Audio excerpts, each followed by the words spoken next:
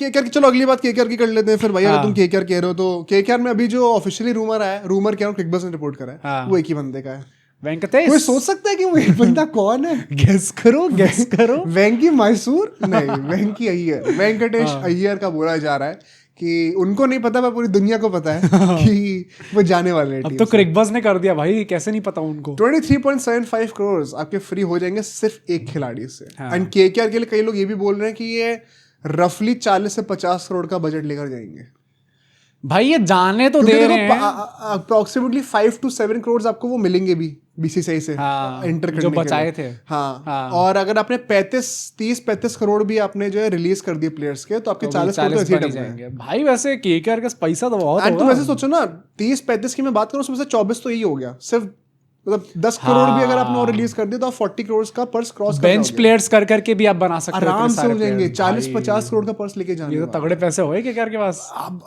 Am I dreaming? But क्या हम सैमसन और कैमरून ग्रीन दोनों को साथ में ले सकते हैं? भाई साहब, भाई वैसे अगर ये हो गया, ये हो गया तो फिर तो गजब ही टीम बन और कैमरून ग्रीन साथ में, कप्तान भी सैमसन तो बन फिर सकते रसल हैं। बाहर, फिर रसल को रखने का पॉइंट क्या है?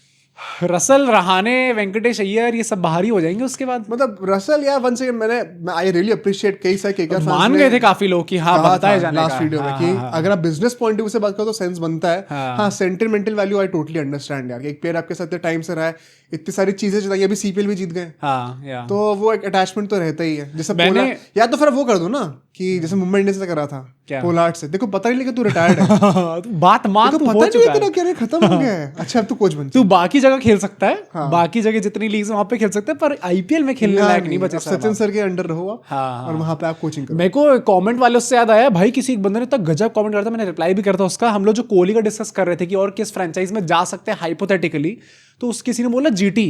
अब मेरे को जीटी लगा कि अरे प्रिंस किंग का कुछ होगा इसलिए बोल रहा होगा। कहता कि भाई जितने स्टेडियम सीट्स फिल कर देगा, कितना पैसा तो ऐसे ही जनरेट कर लेगी जीटी। अरे पर क्रिकेटिंग पॉइंट ऑफ व्यू से कहां सेंस बन रहा है? बटलर को नंबर 3 पर खेलना पड़ रहा है, कोहली नंबर 4 पर खेलेंगे। अब कोहली फिनिशर हो रहा है 150 की स्ट्राइक रेट से थोड़ा ज्यादा हो रहा है। सुदर्शन वो हो जाएंगे, गिल, कोहली और सुदर्शन तीनों एक ही टीम में, थोड़ा ज्यादा हो गया। बटलर ज्यादा हैवी लिफ्टिंग कर लेंगे। बटलर और कोहली का वो जो ओपन और गिल नीचे, Sai Sudarshan on the bench.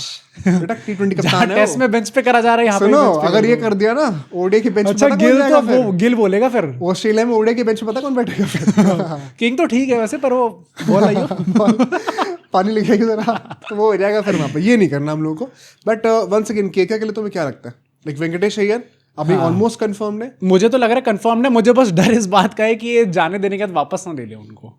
ये मैं भी, this is what I am afraid of. क्योंकि भाई यार ऐसा तो नहीं होगा कि आपकी एक सीजन के बाद इतने गंदे रिलेशंस हो गए कि आपने सोचा अब तो जाने ही देंगे हम लोग। अगर आपने कुछ प्लानिंग करी हो, अगर वेंकी मैसूर ने, और उनका कोटा लगता है कि जिनका नाम मेरे से सिमिलर है मैं उनको टीम के अंदर रखूंगा, तो अगर ये चीज एक्चुअली में है कि उनको वो प्लान कर रहे थे एज अ वाइस कैप्टन आगे चल के, ट्रॉफी सब साथ में ला रहे हैं, तलवारें सबने साथ में पकड़ी हुई हैं, तो फिर महाराणा प्रताप ही बना दिया। हाँ एक्चुअली में तो कहीं ऐसा ना हो कि फिर वो वापस उनको खरीद लें। नहीं, आई वोंट बी सरप्राइज अगर नेक्स्ट ऑक्शन के बाद वेंकटेश अय्यर भी नीतीश राणा से इंस्पिरेशन लेके एक स्टोरी डालते हैं कि loyalty has a new colour.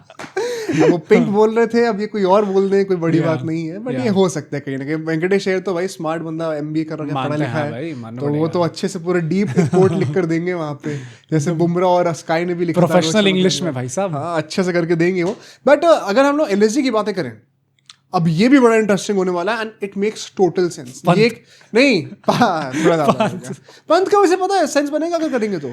नहीं यार, फॉर द प्राइस अगर पंत को रिलीज कर रहे हैं तो भाई पंत को बोलना चाहिए गोयनका जी अब हो गया, मैं वापस आऊंगा। नहीं, मोस्ट पॉइंट की बात नहीं कर रहा हूं मैं, सिर्फ बिजनेस के पॉइंट ऑफ व्यू से एक सेंस सोच रहा हूं। 27 करोड़ में गए थे मिनी ऑक्शन में, 27 करोड़ में तो वो नहीं जाएंगे जब सैमसन और कैमरून ग्रीन अवेलेबल हैं, तो फंड्स डाइवर्ट हो जाएंगे, डिवाइड हो जाएंगे। अगर कोई सेंटिमेंटल वैल्यू नहीं है इसमें अटैच, तो इट्स अ ग्रेट बिजनेस फिर तो फॉर श्योर करना ही चाहिए। बहुत ही बढ़िया बिजनेस मूव होगा अगर आप पंत को रिलीज करके बाय बाय कर लो तो।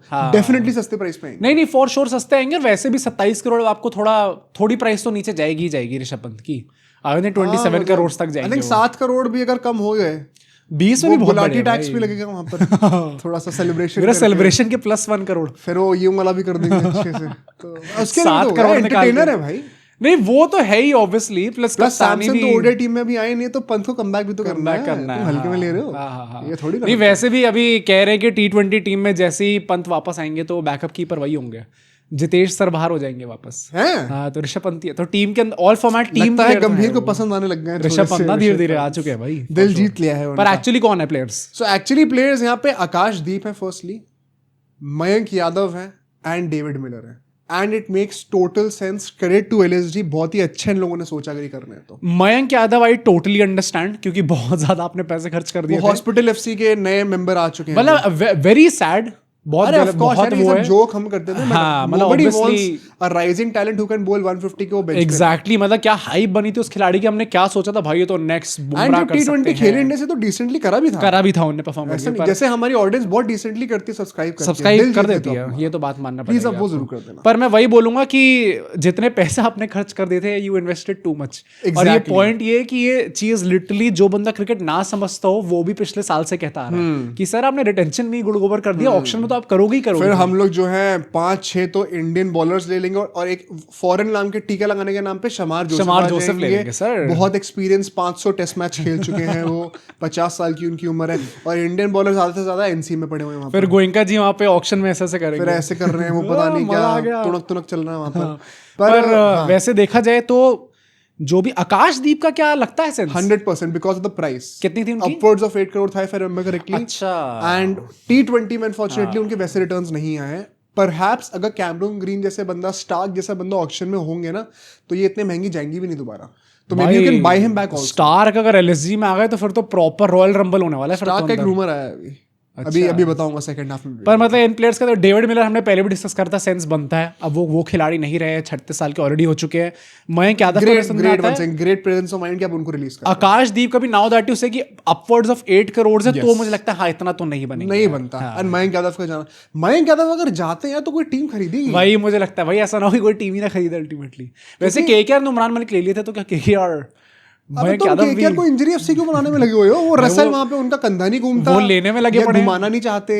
उमरान मलिक जो है वो नेट्स में प्रैक्टिस करके बोलते कि इस साल मेरा बहुत अच्छा जाएगा, और जब साल शुरू होता है तब उनको इंजरी हो जाती है। तो स्पेंसर जॉनसन ने भी बता दी कि मैं तो इंजरी के थ्रू खेल रहा था, मेरे को फ्रैक्चर था, मेरे को पता ही नहीं था। यार कोई इंजर्ड ही था क्या उस टाइम? हाँ, पता नहीं, कुछ लोग प्लेयर्स की दिमाग से इंजरी हुई थी। मेरी एक टांग नकली है, एक टांग नकली है, पता नहीं शाहरुख खान को इंप्रेस करने के लिए कर रहे होंगे, या वेंकी मैसूर ने आंखों से घूर दिया होगा। पर वंस अगेन एलएसजी का मुझे लग रहा है कि बहुत अच्छी जॉब कर रहे हैं अभी तक। जितनी भी टीम्स का मैंने नाम लिया, केकेआर ने बहुत अच्छी जॉब करी, वेंकटेश को रिलीज कर दिया था, बस बाय बैक ना कर लेना। बट एलएसजी भी अच्छा जॉब कर रही है। इसी के चलते लास्ट टीम के ऊपर चलते हैं, Mumbai Indians.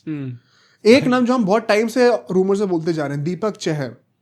It is once again more और लेस कंफर्म कि वो जा रहे हैं। पर क्यों यार? It is once again for the price.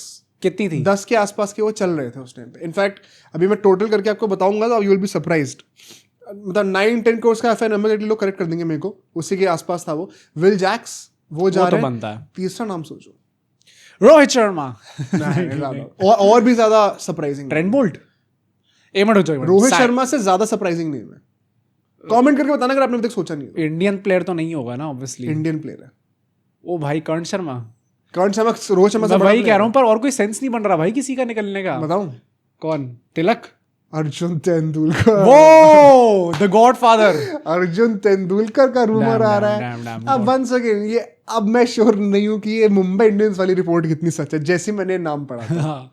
अच्छा, किसी ने भी कर दिया, अच्छा मुंबई इंडियंस का इंटरनल सोर्स मुझे आके बता देना, तो भी मैं विश्वास नहीं करूंगा। भाई सचिन जी क्या कर रहे हैं फिर? सचिन जी का कॉन्ट्रैक्ट टर्मिनेट हो रहा है। सचिन ने अपने जूते लॉन्च कर दिए, अब वो थोड़ा बिजनेस है। हाँ, ओ भाई बढ़िया। 10XU करके। अरे कुछ टाइम पहले एक वो रिपोर्ट निकली थी कि टॉप 5 मोस्ट वैल्यूएबल कुछ सेलिब्रिटीज इन इंडिया, तो उसमें ऑब्वियसली टॉप 5 में वो थे, सचिन थे भाई। सचिन, हाँ भाई सचिन का है यार, पर जलवा है भाई। कितने 12 साल पहले रिटायर हुआ आदमी, अभी तक है वो। मैंने कहीं पे पढ़ा था उस टाइम पे कि सचिन तेंदुलकर और अमिताभ बच्चन, 2 लोग हैं जिनका पर्सनैलिटी वैसी है कि आप ट्रस्ट करते हो। गुडविल बहुत ही ज्यादा अच्छी है। ज्यादा, हाँ, मानना पड़ेगा। जैसे कोहली जैसे या रोनाल्डो ऐसे बंदे का होता है कि यू मतलब admire him for their swag, work ethic, हाँ, कॉन्फिडेंस, ये सब होता है।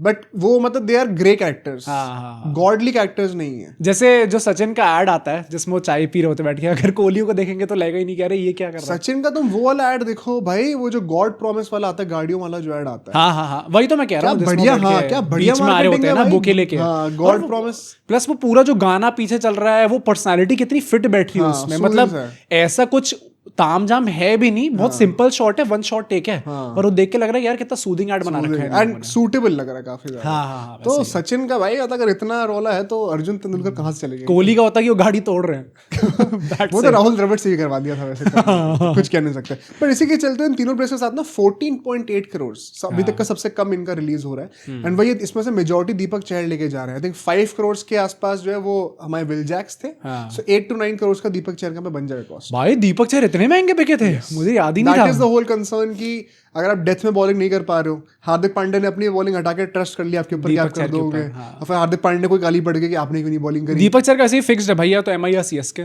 तो एमआई निकल रही है, सीएसके ले लेगी। तो मैं सरप्राइज हूं तो वापस चेन्नई में सीएसके वापस ले लेगी, कूद के वहां पे एक टांग यहाँ पे एक टांग यहाँ पे रखते रहते हैं। धोनी बैट मारते ही हैं पीछे से बार-बार, लास्ट सीजन भी मारा था यहाँ पे बैट, क्या पता सीएसके में वैसे काफी अच्छा कॉर्डियल रिलेशनशिप है ना, अच्छा है काफी है। बट ये सुन के क्या लग रहा है, मतलब मुंबई इंडियंस, क्योंकि मुझे लगता है वंस अगेन मुंबई को ज्यादा कुछ ऑक्शन में करना नहीं है उन्होंने जो रिटेन कर रखा है बढ़िया, इसीलिए इनके पैसे भी कभी कम। कोई भाई सैमसन वगैरह के पीछे मत पड़ जाना, पता चला सैमसन भी इनने वहीं पे दबा दिया, फिर कह रहे कि हमारे तो पूरी T20 हम भी खेलने आए यार, बाकी लोग हमें भी करने दो कुछ। सैमसन ये कोई बड़ी बात नहीं, कैमो ग्रीन ले जाएंगे भाई। तुम ऐसे सोचो ना, तुम ऐसे सोचो, इनकी प्लेइंग 11 तो सॉर्टेड ही है। अभी तो अल्लाह कसम जैसे बंदे लास्ट से फिट ही नहीं थे, वो भी अभी आएंगे प्लेइंग 11 में। लोगों को लग रहा है कि हमें प्लेइंग 11 में से कोई बंदा रिलीज करना पड़ रहा है, इनके बेंच से प्लेइंग 11 में आने वाले हैं। तो इनके जितने भी 20-25 करोड़ होंगे, ये तो सारा का सारा एक स्टार प्लेयर पे खर्च कर सकते हैं। पर पॉइंट वही है ना कि ये कैमरॉन ग्रीन, सैमसन जैसे खिलाड़ी अगर ये लेके आएंगे ना, तो फिर से वही प्रॉब्लम होगी जो विल जैक्स के साथ हुई है। खिलाड़ी तो विल जैक्स भी तोप है, एक बंदा निकल रहा है ना टीम से, रोहित शर्मा। मुझे पता नहीं कितना मेंटोर उनके साथ पुलाड़ वाला हो रहा है क्या कि सर वो कमर्शियल कॉन्ट्रैक्ट साइन करने को तैयार होंगे, बट क्या मुंबई देने को तैयार होगी, ये वाली बात है, ये देखने वाली बात है। तो मुझे कहीं ना कहीं लगता है कि Mumbai Indians could be a dark horse, एक बड़ी परचेज मार के निकल सकते हैं भाई यार।